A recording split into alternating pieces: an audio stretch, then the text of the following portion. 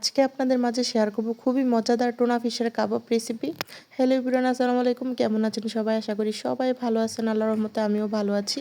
তো প্রথমে এখানে আমি টুনা ফিশের ক্যান নিয়েছি, এখানে 5টা ক্যান আছে। তারপর হলুদের গুঁড়া, মরিচের গুঁড়া, লবণ, ধনিয়া পাতা, তারপর কাঁচামরিচ, তারপর পেঁয়াজ কুচি, লবণ, তারপর ধনিয়ার গুঁড়া, জিরার গুঁড়া, গরম মশলা গুঁড়া, টমেটো কেচাপ, একটু টেস্টিং সল্ট, তারপর একটু বিট লবণ, তারপর কাসুরি মেথি, তারপর তারপর হচ্ছে কর্নফ্লাওয়ার, লেবু, পেঁয়াজ বেরেস্তা, সিদ্ধ আলু, কাবাব মশলাও সাথে আছে, আদা রসুন বাটাও, সব কিছুই দিয়েছি। তো দিয়ে তারপর ভালোভাবে সবগুলোকে একসাথে মিশিয়ে নিব। লেবু রসটাকে চিপে নিচ্ছি।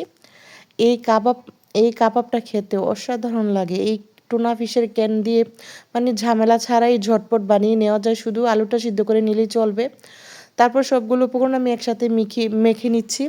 আমি আবারও মশলার কথা বলে দিচ্ছি, মানে কি মশলা দিয়েছি: লবণ, হলুদের গুঁড়া, মরিচের গুঁড়া, ধনিয়ার গুঁড়া, জিরা গুঁড়া, কাবাব মশলা, তারপর গরম মশলা গুঁড়া, টেস্টিং সল্ট, বিট লবণ, তারপর কর্নফ্লাওয়ার, কাসুরি মেথি, আদা রসুন বাটা, গোলমরিচের গুঁড়া।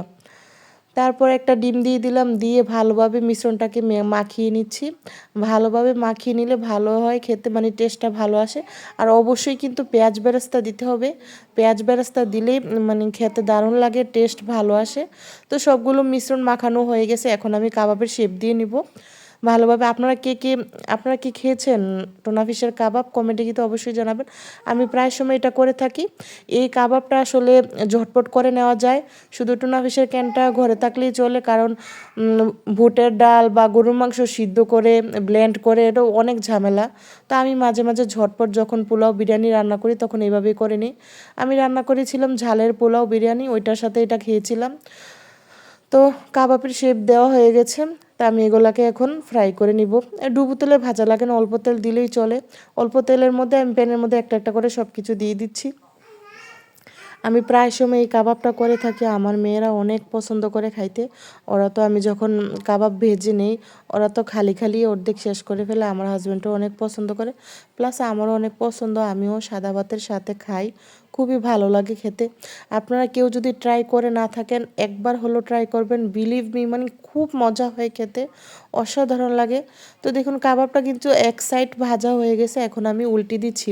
দেখুন কালারটা কিন্তু মাশাআল্লাহ খুব সুন্দর আসছে। আমি অনেক আপুদেরকেই দেখি যে ভিডিওতে রান্নার মাঝে বা তরকারির মধ্যে মানে অনেক ফিল্টার দেয়, মানে ফিল্টারের কারণে তরকারির যে অরিজিনাল যে কালারটা, লুকসটা, ওইটাই একদম নষ্ট হয়ে যায়। আমি আমার কোনো ভিডিওতে, এখন পর্যন্ত কোনো ভিডিওতে আমি এই পর্যন্ত কোনো দিন আমি ফিল্টার মারিনি। কারণ ফিল্টার মারার কিছু অপশন আছে, মানে রান্নার ভিডিওতে ফিল্টার মারলে কিন্তু কালারটা একদম নষ্ট হয়ে যায়, অরিজিনাল কালারটা।